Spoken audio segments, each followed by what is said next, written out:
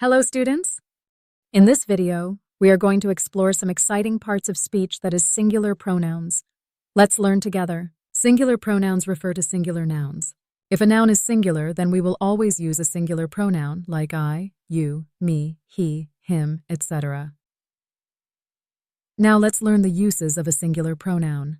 These are used to refer to a specific object. These are used when talking about a specific person, animal, or thing. These are used when there is an indefinite pronoun in a sentence.